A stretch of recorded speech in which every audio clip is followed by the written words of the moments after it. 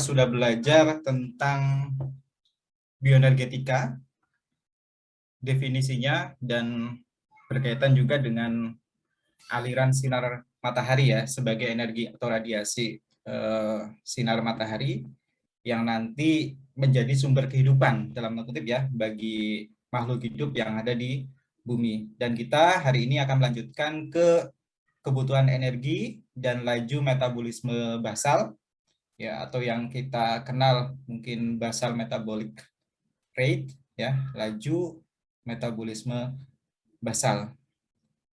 Terus kemarin kita nggak belajar ini sebenarnya ya, tapi kemarin saya singgung tanaman C3, C4 dan CAM ya, krasulasi.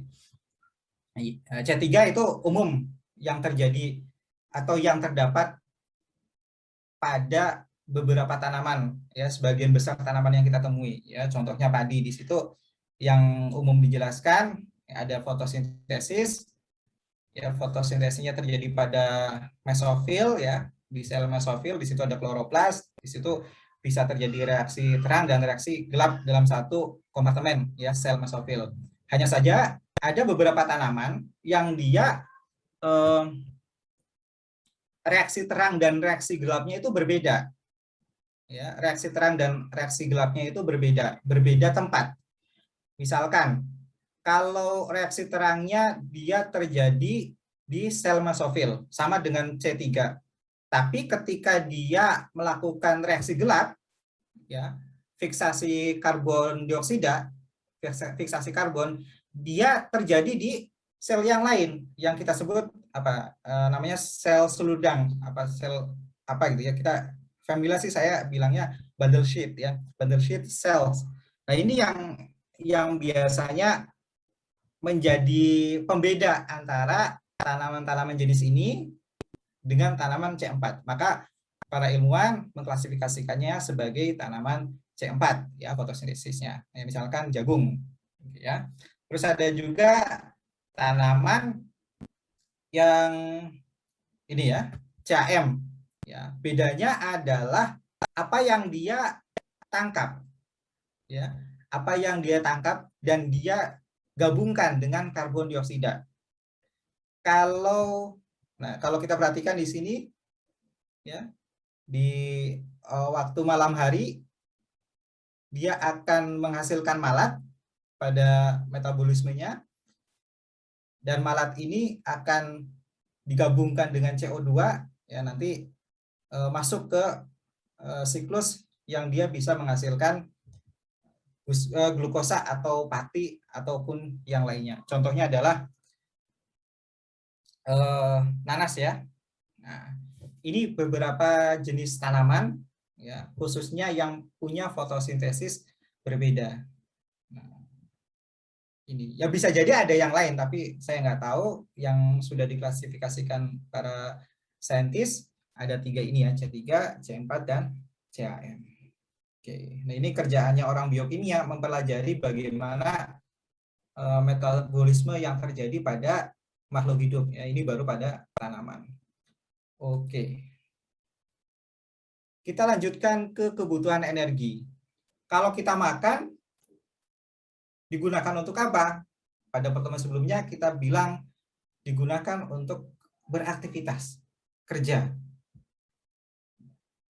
Bahkan sebenarnya kalau kita tidak melakukan pekerjaan fisik, tubuh kita memerlukan energi enggak? Butuh energi kan? Itulah yang disebut dengan kebutuhan dasar, kebutuhan energi dasar. Nah, ini ada yang namanya metabolisme basal atau metabolisme dasar. Itu metabolisme yang dibutuhkan atau ya, metabolisme yang dilakukan oleh organ-organ penting, dan itu pasti kalau dia melakukan metabolisme membutuhkan energi. Contohnya organ jantung, kita tidak bisa menghentikan jantung, meskipun kita katanya kan kalau di konsep hak asasi kita berhak atas tubuh kita sendiri. Tapi dalam perspektif kita sebagai makhluk hidup, ya meskipun kita punya hak atas tubuh kita sendiri, kita tidak bisa mengontrol tubuh kita. Inilah dimensi lain yang sebenarnya perlu kita pikirkan sebagai makhluk hidup, bahwa kita ada yang ada yang menguasai dalam tanda kutip, yaitu yang menciptakan kita. Ya, kita tidak bisa menghentikan, oh saya akan menghentikan nafas. Oke, nggak masalah. Ya mungkin sekarang yang apa tuh rekor dunia kalau nggak salah yang bisa menghentikan nafas, maksudnya tidak bernafas di dalam air gitu ya, itu kan sampai 11 menit. Ya kalau kita mungkin beberapa menit sudah langsung harus keluar dari air ya. Nah, tapi ya kita nggak akan bisa menghentikan nafas kita. Ya, artinya kebutuhan oksigennya harus disuplai terus-menerus. Kenapa? Karena tadi paru-paru kita butuh oksigen ya.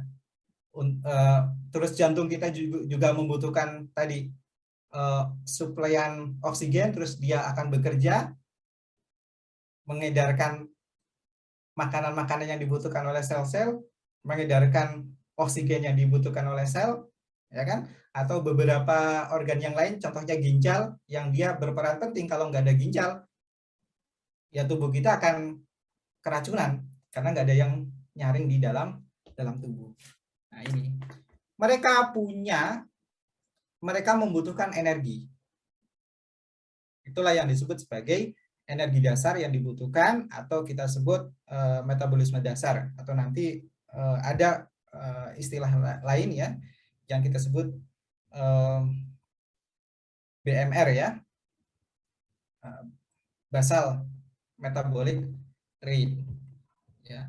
Lalu untuk mempertahankan suhu tubuh, manusia umumnya menjaga tubuhnya sampai 36 dan 37 derajat, 36 37 derajat. Kurang dari itu pasti ada masalah, lebih dari itu juga bermasalah. Kenapa bermasalah? Karena enzim-enzimnya itu paling optimal bekerja pada suhu tersebut. Ya, sehingga kalau kita kok ada infeksi, ya hasil infeksi biasanya gejalanya adalah panas yang tinggi, itu jadi susah makan ya. Kenapa? Karena ya tadi dari hormon, terus enzimnya nanti berpengaruh ya, dipengaruhi oleh suhu yang tinggi, karena ada inflamasi dan sebagainya, ya akhirnya ya tadi bermasalah. Nah, tapi overall ya, secara umum tubuh kita akan mempertahankan suhunya. Ya. Bagaimana cara kita mempertahankan suhu tubuh? Tadi dengan membutuhkan energi untuk maintenance atau mempertahankan suhu tubuh itu dengan energi yang kita peroleh dari makanan. Lalu kegiatan otot, ya kita nulis, kita lihat gitu ya. Oh ini dosen nulis apa? Ini ada slide-nya kok berbeda dengan yang sudah ada di upload misalkan, ditulis gitu ya. Itu kan ada otot-otot tangan kita yang bekerja. Nah, berarti membutuhkan energi juga. Lalu proses pertumbuhan, kalau tanaman misalkan dia tumbuh, manusia juga bisa tumbuh, ya kan? Dan berkembang tentunya. Nah, itu butuh energi. Dan kurang lebih 1.300 sampai 2.000 kilokalori ya untuk mencukupi kebutuhan dasarnya ya, untuk mencukupi metabolisme dasar. Dan itu tentu saja diperoleh dari makanan. Tak hanya mencukupi kebutuhan organ-organ untuk berfungsi menjaga tubuh untuk tetap hidup atau dikatakan hidup, tapi energi juga digunakan untuk melakukan metabolisme. Metabolisme apa? Metabolisme makanan. Ya. Kalau kita pelajari glikolisis saja, glikolisis itu ada yang namanya fase investasi. Kalau kita belajar metabolisme itu ada fase investasi, ada fase produksi. Ya, kalau di glikolisis. Investasi apa? Artinya untuk mengoksidasi oksigen kita itu untuk mengoksidasi glukosa kita butuh oksigen. Ya. Terus kita butuh ATP juga. ATP yang diinvestasikan berapa di situ? Nah, itu ada. Ya, artinya dibutuhkan dari yang lain. Nah, yang lain itu apa? Yaitu energi. Energinya ATP dari yang sudah ada di dalam tubuh kita. Nah, dari proses glikolisis itu dia menghasilkan ATP lagi. Ya, dan totally ada 4 ya kalau nggak salah. Oke. Dan setiap jenis pekerjaan membutuhkan energi yang berbeda, bergantung aktivitasnya tentunya. Ya, misalkan kalau di sini ada, kalau kita menjahit ya, pekerjaan yang ringan, ongkang-ongkang kaki istilahnya membutuhkan 30 sampai 35 kilokalori ya per kilogram berat badan. Kalau yang melambai-lambai tangan gitu ya, tukang cat itu lebih besar. Kalau tukang batu mengangkat yang sesuatu yang berat itu lebih besar lagi, 50 sampai 70. Atau yang di sini sebelah kanan ya, di sini saya kopikan ya, ini get moving this fall. Ini ya, energi yang dibutuhkan saat musim gugur ya. Kalau musim gugur itu dingin, suasananya dingin, ya anginnya banyak, terus daun-daun pada jatuh. Nah, maka ini kalau kita nyapu gitu ya, mengumpulkan ranting-ranting atau daun ya kurang lebih 271 kalori yang kita butuhkan. Ya. Kalau kita olahraga, kayaking 338 dan seterusnya. Artinya kita butuh energi. Setiap aktivitas butuh energi.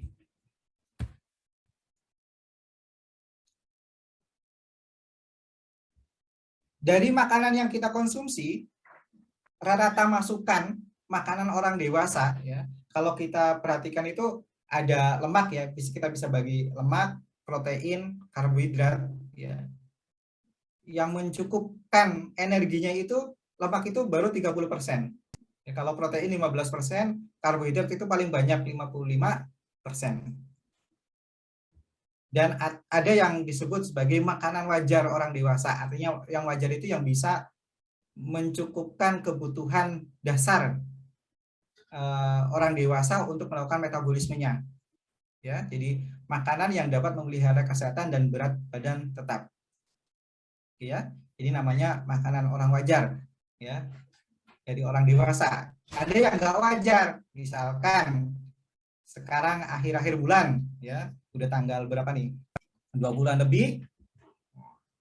Kalau dulu pas zamannya masih ngekos, sekarang kan di rumah masing-masing, zamannya masih ngekos, wah ini transferan belum ada, jadi menghemat, makannya mie, ya.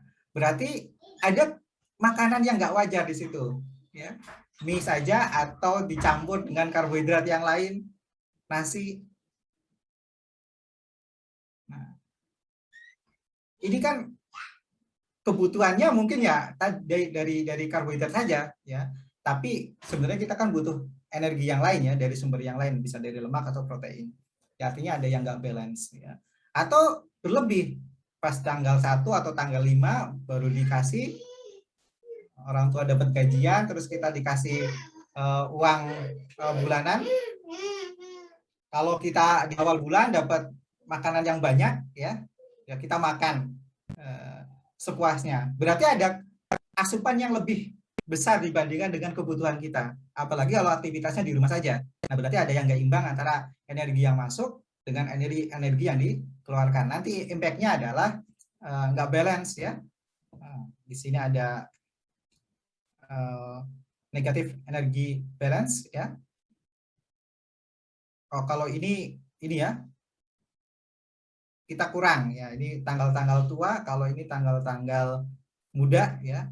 Apa yang kita masukkan ya, positive energy balance ya. Apa yang kita masukkan itu lebih besar dibandingkan dengan apa yang kita keluarkan. Ya, kita pengennya kan balance ya, setimbang antara apa yang masuk dengan yang keluar. Ya, tentu saja sangat sulit ya untuk melihat itu. Kebutuhannya ini misalkan sekitar 129 sampai 184 kilojoule atau 31 sampai 44 kilokalori per kilogram berat badan. Ya. Jadi dari berat badan yang kita inginkan ya ditambah dengan kebutuhan sekitar 129 sampai 184 kilojoule ya. Atau ini setara 2.200 sampai 3.000 kilokalori untuk berat badan rata-rata orang dewasa ya, 70 kg. Tadi disinggung tentang metabolisme basal. Jadi metabolisme basal ya, basic. Jadi energi minimal yang dibutuhkan untuk aktivitas organ dalam mempertahankan hidup. Organ-organ vital dalam tubuh kita butuh energi. Energi itu adalah energi minimal yang harus kita dapatkan agar kita bisa bertahan hidup. Lalu ada yang namanya tadi basal metabolic rate, ya, laju metabolisme basal. Cara mengukurnya gimana? Diukur dari energi atau panas yang dihasilkan tubuh. Tapi pada kondisi istirahat. Ya, jadi BMR, istilahnya BMR itu adalah energi atau panas yang dihasilkan tubuh pada keadaan istirahat atau tidur nyenyak yang diukur 12 sampai 16 jam setelah makan. Soalnya nanti ada yang namanya istilahnya RMR. Ya, ada BMR, ya, basal metabolic rate, ada RMR. Nanti di slide setelahnya kalau nggak salah ada. Ya. Jadi pengukurannya itu. Jadi kalau basal metabolic rate diukur saat kita tidur nyenyak atau dalam keadaan istirahat, nggak melakukan apa-apa, dan kita dalam keadaan, dalam kutip, dalam keadaan puasa, ya, 12 sampai 16 jam setelah makan. Oke, jadi diukur, contohnya seperti ini. Oke, ya. Pada kondisi basal ini, ya, produksi panas itu dihasilkan dari aktivitas organ-organ tubuh. Ya, tadi organ-organ vital, ginjal, jantung, hati, atau pergerakan usus, pernafasan, itu kan membutuhkan energi, ya, atau mengenergi. Terus produknya adalah panas. Dan 75% dari aktivitas jaringan lain, ya, seperti otot-otot skelet atau otot-otot rangka. Oke.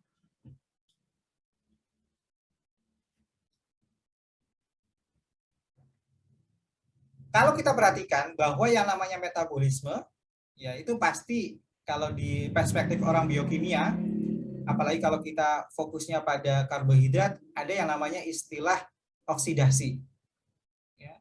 Artinya kalau metabolisme tubuh artinya proses oksidatif, ya, artinya menggunakan oksigen untuk mencerna makanan. Hasil oksidasi tersebut melepaskan CO2 dan tentu saja menghasilkan energi. Energinya digunakan untuk tadi memenuhi kebutuhan dasar kita atau untuk aktivitas keseharian. Nah, energi itu bisa kita deteksi, ya, dengan keberadaan panas. Jadi kalau kita habis makan, ya, panas atau berkeringat, nah itu berarti sudah ada produksi energi.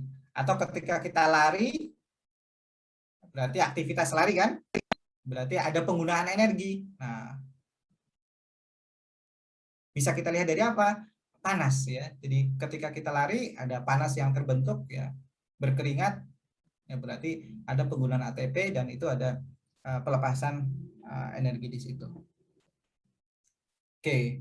Nah, atas dasar konsideran ini bahwa yang namanya metabolisme tubuh artinya adalah proses oksidatif yang menggunakan oksigen dan melepaskan CO2 dan tentu saja melepaskan energi berupa panas, maka metabolisme basal atau metabolisme dasar ini dapat dinyatakan dengan kalori yang dihasilkan. Ya, kalori yang dihasilkan. Atau bisa juga dilihat dari berapa volume oksigen yang digunakan. Atau bisa juga berapa CO2 yang dibebaskan. Nah, ini. Ada istilah resting metabolic rate. Ya. Resting metabolic rate. Ya, artinya kebutuhan untuk memelihara fungsi tubuh pada saat istirahat. Tapi RMR ini tidak harus tidur. Ya, jadi untuk mengukur RMR ini, nilai RMR ini tidak harus tidur. Bisa jadi dalam keadaan istirahat biasa saja. Oke, kita bisa melihat. Dilihat dari apa? Dari kebutuhan oksigen, produksi CO2, atau dari kalor yang dihasilkan. Oke, ya. Dan BMR ini dinyatakan dalam satuan kalori per meter persegi luas permukaan tubuh per jam. Jadi berapa jumlah energi yang dibutuhkan untuk setiap meter persegi luas permukaan tubuh. Ingat ya, luas permukaan tubuh. Oke. Nah, cara ngukurnya gimana? Cara ngukurnya adalah bisa metodenya langsung. Ya, ini contohnya dengan kalorimeter BOM, ya, BOM kalorimeter, tapi whole body kalorimeter. Ya. Jadi ada ruangan khusus. Nah, sudah disetting suhunya berapa, terus tidak ada aliran energi yang masuk keluar secara bebas, terpantau semuanya. Oke, nanti dilihat ada berapa kalori yang dihasilkan dari manusia ya, atau makhluk hidup yang sedang diteliti. Oke. Ada juga metode tidak langsung, ya, nanti akan dibagi menjadi dua, ya, metode terbuka atau gasometrik dan metode tertutup atau spirometrik. Oke. Contohnya, jadi kalau nilai kalori ya O2 ini kan sebenarnya bergantung pada komposisi ini ya, makronutrien yang ada dalam tubuh kita, atau komposisi makronutrien yang kita masukkan ya kalau kita makan, ya, fokusnya seperti itu. Jadi komposisi nutrien, karbohidrat, dan lemak yang dioksidasi. Berarti kan ini fokusnya pada makanan yang kita konsumsi. Jadi oksigen yang dibutuhkan oleh tubuh itu akan mempengaruhi perhitungan BMR. Oke. Dan kebutuhan oksigen akan bergantung pada komposisi protein, karbohidrat, dan lemak yang dioksidasi. Entah itu dioksidasi dari makanan atau dioksidasi dari tubuh kita sendiri. Misalkan, ya, kalau kita nggak makan puasa, ya, sekarang di Senin misalkan ada yang puasa sunnah Ayyamul Bid, ya, pertengahan bulan, atau puasa Senin Kamis. Nah, saat-saat sekarang itu kan sahur kita sudah nggak ada nih, energi yang di input saat sahur itu sudah nggak ada. Caranya dengan apa? Sedangkan kita membutuhkan energi, ya, kebutuhan energi kita disuplai dengan apa? Dengan cara tadi mencari sumber energi dari dalam tubuh kita, bisa glikogen. Ya, kita mengenal ada glikogen hati, ada glikogen otot. Ya, misalkan dari hati dulu atau dari otot dulu, yang penting glikogen. Nah, berarti dia oksidasi glikogen itu. Ada yang disebut glikogenolysis, penghancuran glikogen. Lalu, ya, ada prosedur ini di sini disebut prosedur yang lebih sederhana dengan menggunakan RQ atau RQ, ya, respiratory quotient, ya. Jadi dia ngukur CO2 yang dibebaskan, ya, dan diukur hanya pada oksigen, ya, hanya oksigen yang dipakai pada 16 jam setelah makan. Jadi CO2 yang dikeluarkan, terus kebutuhan oksigennya berapa, ya, sama dengan konsep yang sebelumnya, ya. Lalu RQ-nya menurut riset ya ternyata 0,82, ya, RQ-nya 0,82, dan nilai kalori 1 liter oksigen itu setara dengan 4825 kilokalori, ya. Oke. Lalu BMR itu setelah kita dapatkan ininya ini informasi berapa pemakaian oksigennya per jam gitu, ya. Nah, maka kita bisa lihat berapa kalori per meter persegi luas permukaan tubuh kita per jam. Oke. Ini. RQ adalah rasio antara CO2 yang dihasilkan dari pernafasan dan oksigen yang digunakan. Jadi volume CO2 yang dikeluarkan dan volume O2 yang digunakan.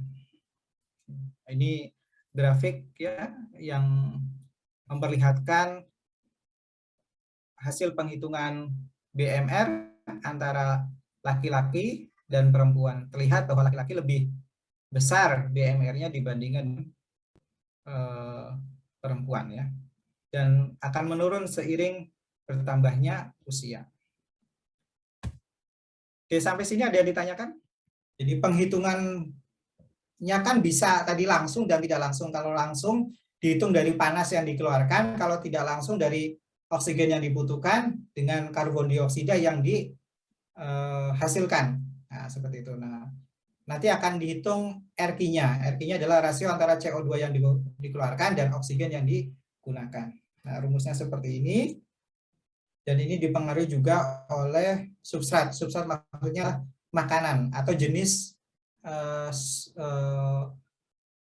ya makanan lah istilahnya. Makanan yang dioksidasi. Ya, kalau bukan makanan, misalkan glikogen yang ada dalam tubuh kita, ya berarti bentuk simpanan makanan dalam tubuh yang dioksidasi dan itu menjadi energi. Oke, ini sama aja dengan slide sebelumnya. Oke. Nah, lalu yang kedua ya adalah metode terbuka ya. Metode tidak langsung kan ada metode terbuka ya dan metode tertutupnya. Metode terbukanya adalah gasometrik ya. Jadi cara mengukurnya adalah manusia bernafas ya dari udara selama periode tertentu ya diukur ya, dihirup seperti itu ya. Dalam waktu yang bersamaan ya, udara ekspirasi ditampung di dalam kantung ya, dalam kantung. Nah, ini ada yang namanya, nah ini volume udaranya ya. Ekspirasi diukur dengan gas meter dan kandungan oksigen serta CO2 diukur dengan alat ya, ini Vance Laike atau Haldan ya, Haldan. Nah, ini alatnya ya. Ini sebenarnya karena zaman dulu saya lupa tahun berapa ya, 80-an kali ya, atau malah kurang dari itu. Saya lupa jurnalnya ini.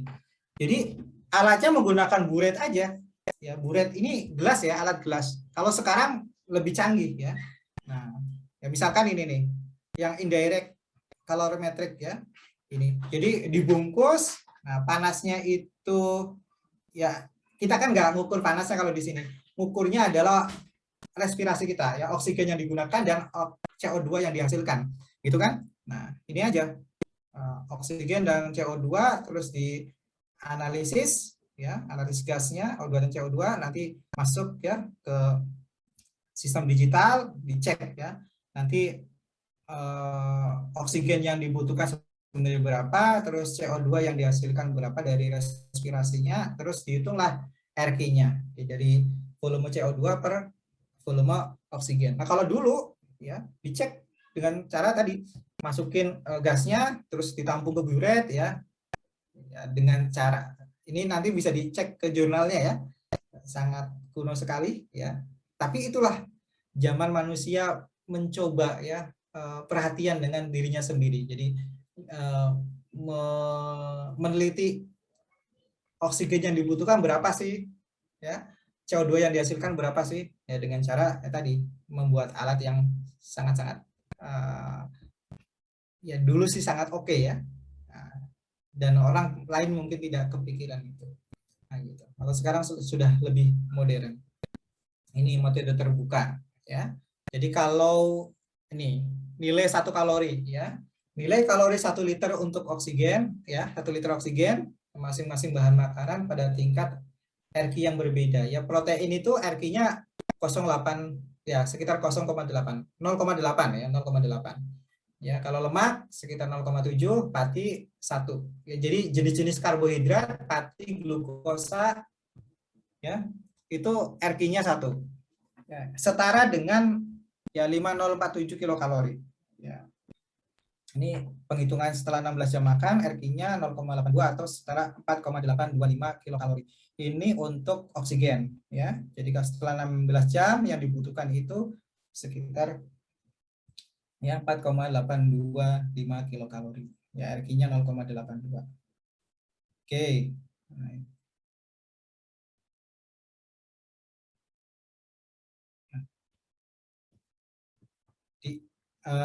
Ini kan baru menghitung energi kan, energi yang dibutuhkan atau tadi energi yang panas lagi, energi yang dikeluarkan kan. Nah, setelah 16 jam ya. Setelah 16 jam setelah makan, sorry ya. Oke. Nah, lalu dibandingkan dengan luas permukaan tubuh. Bagaimana caranya menghitung luas permukaan tubuh? Ya, ada beberapa teori, ya, ada beberapa eksperimen yang dilakukan oleh para ilmuwan untuk tadi menghitung luas permukaan tubuh.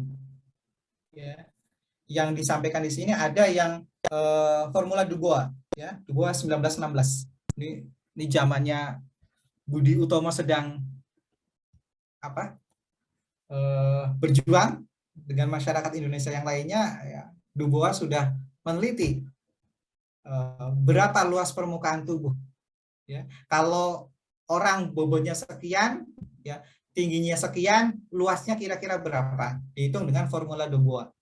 Ya, W kali H kali ini konstanta. Ya, nanti hasilnya adalah meter persegi. Nah, ini tambahan aja ya. Modular ya, yang lain juga banyak. Kalian bisa cek ya di sini formulanya. Atau bisa juga ya kalau kalian nggak mau ngitung-ngitung ya, masukin aja ke kalkulator ya, BMR ya, kalkulator BMR, nanti akan ada permintaan untuk masukin input weight ya, beratnya berapa, tinggi kita berapa, nanti dihitung di sini, nanti akan terlihat ya berapa meter persegi ya luas permukaan tubuh kita. Ini estimated ya, memperkirakan ya, perkiraan luas permukaan tubuh. Atau bisa juga dengan menggunakan diagram ya, diagram yang menghubungkan antara tinggi badan dengan bobot tubuh ya. Ada yang namanya diagram Booty dan Sandiford. Nah, ini diagramnya. Jadi ini kayak penggaris ini merupakan tingginya, terus yang sebelah kanan paling kanan ini beratnya.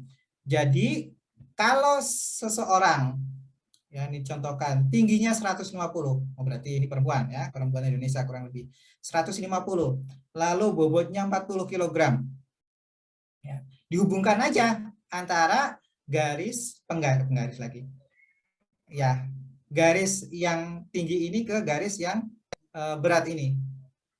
Nah, titik perpotongannya di tengah ini ya, ini menyatakan berapa luas permukaan tubuhnya. Jadi kalau ada 150, tinggi badannya, beratnya 40, ternyata luas permukaan tubuhnya, tubuhnya kurang lebih 1,3 meter persegi. Kalian bisa cek aja. Jadi kalau sudah dapat luas permukaan energi, nanti kan bisa dihitung BMR-nya berapa. Karena BMR akan berkaitan dengan tadi kan energi yang dihasilkan, atau tadi CO2 yang dihasilkan atau oksigen yang dikeluarkan RQ, sama dihubungkan dengan berat badannya. Tadi yang ditanyakan oleh Irna ya, faktor-faktor yang mempengaruhi BMR ya. Jadi banyak faktor yang mempengaruhi BMR, misalkan ukuran tubuh ya, besar atau kecil, nah, itu akan mempengaruhi. Terus usianya ya, jenis kelaminnya juga, jenis kelamin ya, laki-laki BMR-nya lebih besar dibandingkan dengan perempuan. Cuaca juga nanti ada penjelasannya ya. Jenis makanan, latihan fisik, orang yang aktivitasnya lebih banyak fisik akan berbeda dengan yang kurang aktivitas fisiknya. Terus obat-obatan juga akan mempengaruhi. Terus kondisi kita saat sakit, misalkan demam dan sebagainya, juga akan mempengaruhi BMR. Ini perbandingan antara BMR makhluk hidup satu dengan yang lainnya. Ini contohnya adalah, ini kok mouse ya? Ini salah nih ya, sorry ya. Rabbit mouse. Oke, terus ini anjing ya, human, ini kuda, terus gajah ya. Jadi metabolic rate-nya berbeda-beda. Oke. Nah, ini penjelasannya bisa di sini. Kita baca di sini. Jadi ada yang namanya lean body mass ya. Jadi massa otot murni bebas lemak. Inilah yang mempengaruhi metabolisme basal. Ya. Oke, jadi orang yang punya massa otot banyak ya, itu akan memiliki BMR yang lebih tinggi ya, dibandingkan dengan orang yang banyak lemaknya. Ya, orang gemuk belum tentu muscle mass-nya gede juga ya, tapi kita perhatikan ya lemaknya juga. Nah, gitu. Terus ada usia ya. Nah, kalau usia kita perhatikan di sini ya kemungkinan semakin bertambahnya usia ya BMR-nya semakin menurun.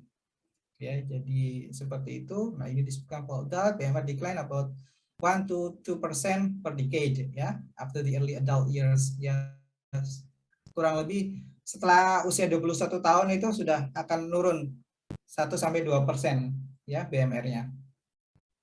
Ya. Tapi kalau yang perempuan itu BMR-nya akan meningkat kalau dia hamil. Ya, saat hamil ya BMR-nya akan meningkat ya. For children BMR increase during times of rapid growth such as infancy and adolescence ya. Jadi kalau pas anak-anak ya, usia anak-anak ya dia akan naik gitu ya. Terus pas usia 21 dia akan turun ya BMR-nya. Gender juga mempengaruhi. Ya, women have less lean body mass. Jadi perempuan memiliki lean body mass yang lebih kecil dibandingkan dengan laki-laki. Ya, okay. Typically have a higher percentage of body fat than men. Jadi biasanya lebih banyak fatnya dibandingkan dengan laki-laki. Ya. Artinya, this result in women having up to 10% lower BMR ya, than men. Ya, jadi seperti itu. Women also tend to have a smaller body size. Oke, terus body size ini juga mempengaruhi ya, karena body size itu juga akan mempengaruhi apa? Surface area ya dari tubuh kita. Oke. Lalu genetik ya, genetik juga diyakini ya mempengaruhi BMR. Kalau kita berasal dari keluarga yang sama, kemungkinan BMR-nya juga akan mirip-mirip. Tapi kalau berlainan keluarga ya itu berbeda. Etnis juga berbeda. Misalkan di sini African American have BMR that are about 10% lower than those Caucasian. Ya. Nah, stres juga akan mempengaruhi BMR. Ya. Jadi kalau kita banyak deadline, banyak kerjaan, ini suruh ngerangkum dan sebagainya, tugasnya di sana juga banyak ya. Stres mempengaruhi emosi akan meningkatkan BMR. Ya. Oke. Hormon, starvation, environmental temperature. Ya, jadi kalau yang berada pada kondisi panas dan dingin juga akan mempengaruhi besar kecilnya BMR. Drug ya, ada beberapa jenis obat yang dia akan meningkatkan BMR, ada juga beberapa obat yang dia bisa menurunkan BMR. Oke, itu ini contohnya contoh perhitungannya ya. Misalkan pemakaian oksigen dalam 6 menit itu 1,5 liter, 1,5 liter oksigen ya. Maka dalam 1 jam ya dia butuh berapa? Kalau 6 menit 1,5 berarti 1 jam dikali 10 aja, berarti 15 liter. Artinya jumlah kalori yang dihasilkan, kalau tadi di slide sebelumnya kan 1 liter oksigen itu setara dengan 4,825 kilokalori. Berarti kalau kita butuhnya 15 liter, ya dalam 1 jam berarti 15 kali 4,8, sekitar 72,4 kilokalori. Ya. Kalau luas permukaan tubuh manusia ini 1,54 meter persegi, maka BMR-nya bisa kita hitung. Ya. Jumlah kalorinya ya dibagi dengan luas permukaan tubuhnya. Begitu caranya. Nah, BMR-nya dihitung dalam kilokalori per meter persegi luas permukaan tubuh per jam. Oke, sampai sini kita istirahat dulu ya. Lalu tentang komposisi tubuh. Ya, jadi BMR ya atau nanti kebutuhan energi kita sebenarnya kan berhubungan juga dengan komposisi tubuh kita. Atau yang kita kenal tadi lean body mass ya, massa tubuh yang tanpa lemak. Oke. Kalau kita perhatikan komposisi tubuh kita antara laki-laki dan perempuan beda ya. Jadi untuk muscle tissue-nya kalau di laki-laki sekitar 45%, kalau di perempuan lebih rendah sekitar 36%. Nah, kalau lemaknya yang essential fat itu yang di perempuan lebih banyak, ya begitu juga yang non essential fat-nya 15% ya, 12% essential fat, kalau di laki-laki 3% non essential fat, laki-laki 12, perempuan 15. Ya, tulangnya ya kurang lebih sama 15-12 ya. Nah, kalau yang organ-organ yang lain ya atau bagian-bagian yang lain sama ya, sekitar 25%. Nah, ini. Dan dalam tubuh kita ada organ-organ yang dia sangat aktif metabolismenya. Contohnya adalah kelenjar endokrin. Kenapa? Karena dia sangat dibutuhkan dalam metabolisme tubuh kita. Ya, metabolisme tubuh kita selain menggunakan enzim juga membutuhkan hormon. Ya, hormon-hormon bisa dikeluarkan oleh kelenjar endokrin. Pun otot ya, tentu saja dalam aktivitas kita membutuhkan otot dan hati juga ya.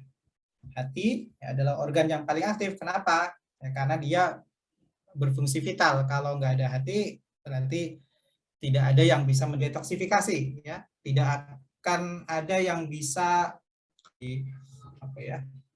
Kalian sudah dapat biokimia toksikologi belum ya? Jadi kalau ada makanan, ya entah itu yang makanan biasa makronutrien atau yang juga obat-obatan, ya nanti yang akan mengubah ya si obat-obatan ini supaya tidak toksik dalam tubuh itu adalah hati. Jadi kerjanya sangat berat ya hati itu. Lalu penggunaan oksigen pada organ di atas lebih besar ya. Nah ini organ-organ ini lebih besar ya, tiap satuan beratnya dibandingkan dengan jaringan lemak dan tulang. Ya, ini untuk menegaskan lagi bahwa organ-organ ini punya peranan penting ya. Oleh sebab itu dia punya metabolisme yang lebih aktif dibandingkan dengan bagian yang lainnya. Oke. Lebih detail tentang kaitan antara usia dengan BMR. Ya, jadi kalau waktu lahir itu BMI-nya tinggi, ya kebutuhan energinya tinggi, BMR-nya tinggi, sorry bukan BMI ya, BMR-nya tinggi, ya. Dan lebih dari 2 tahun, ya itu menurun. Lalu pas usia puber dia akan meningkat lagi, ya BMR-nya meningkat. Lalu pada usia lebih dari 21 tahun, ya usia dewasa, maka setiap dekade ya ini akan terjadi penurunan sekitar 2%. Kenapa? Karena akan terjadi pengurangan jaringan otot tapi ada penambahan jaringan lemak. Nah, seperti itu. Ini ya kurvanya. Ini antara usia bukan usia dan BMR ya. Ya, BMR juga dipengaruhi oleh kondisi tubuh manusia itu. Misalkan kalau perempuan, dia ada aktivitas haid, ada laktasi, hamil. Ini juga akan mempengaruhi BMR-nya. Atau dalam kondisi sakit, berarti demam. Ya. Setiap kenaikan 1 derajat demam ya, di atas suhu normal, maka BMR-nya akan naik 12%. Oke.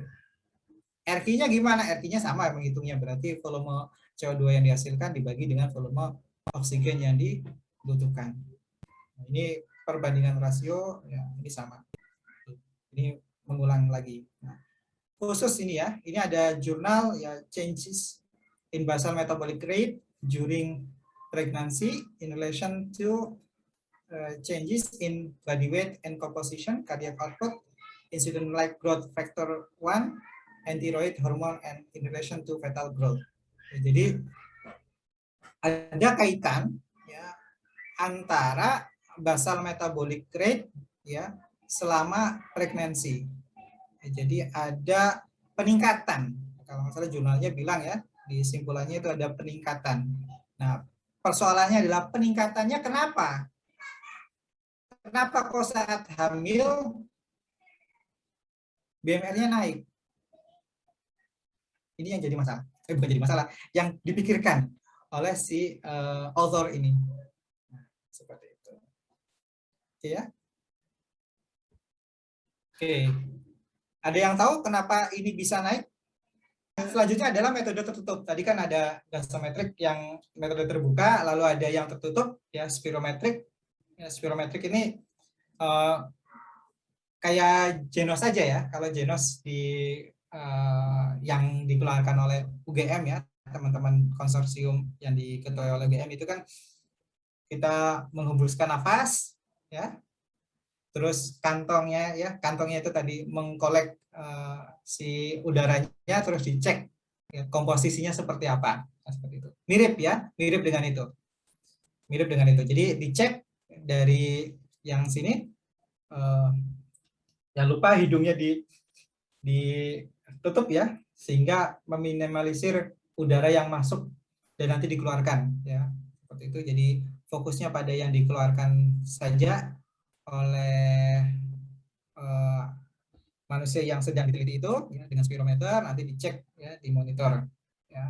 Nanti volumenya berapa, volume yang diambil dari kantong oksigen dalam periode waktu tertentu ya. Nanti dihitung dengan berapa ya sentimeter kubik atau berapa mililiter oksigen per menit yang dibutuhkan ya, lalu dihitung BMR-nya berdasarkan pemakaian oksigen atau jumlah panas yang dihasilkan ya. Seperti itu. Jadi RQ rata-ratanya untuk 1 liter oksigen itu sekitar 4,825 kilokalori. Ya. Ini sudah disebutkan di beberapa slide sebelumnya ya. Lalu untuk laju metabolisme basal ya, pada kondisi dasar ya, ini untuk ininya ya, supaya kita bisa meneliti atau menentukan BMR dengan akurat ya, maka harus diukur ya, tadi kan pada 16 jam setelah makan ya. Jadi keadaan setelah selesai penyerapan makanan ya, kurang lebih 16 jam. Setelah 16 jam selesai berarti udah nggak ada lagi makanan yang diproses ya, artinya full. Nanti adalah yang diukur adalah energi yang dihasilkan dari makanan itu. Lalu artinya tadi saya ulangi lagi. Jadi 16 jam itu kita yakinkan ya, kita asumsikan bahwa energi yang dibutuhkan ya, itulah energi yang dikeluarkan energi yang dibutuhkan. Oksigen ya, kalau kita inginnya oksigen yang dibutuhkan adalah oksigen tadi yang untuk mengoksidasi tadi misalkan glikogen dan sebagainya yang nanti akan diukur dari si manusia itu sendiri ya, yang diteliti. Lalu istirahat penuh ya, harus istirahat, nggak boleh dalam kondisi punya aktivitas ya.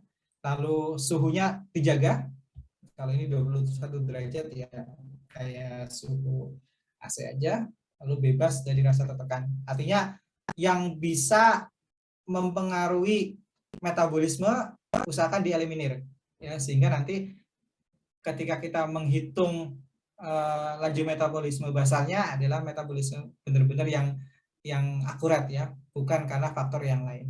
Ini kan metode-metode ilmiah aja ya. Nah, ini contoh penghitungannya. Jadi kalau ada glukosa ya, oksidasi glukosa ya, menghasilkan CO2 dan 6H2O, ini menghasilkan 6 molekul CO2 kan ya. Ini membutuhkan 6 molekul oksigen juga. RQ-nya artinya 6 mol CO2 per 6 mol oksigen. Kenapa sama? Ini hukum Avogadro aja ya. Kalau molnya sama berarti volumenya juga sama. Berarti 6 bagi 6. RQ-nya sama dengan 1. Ya, seperti yang saya sebutkan di awal ya.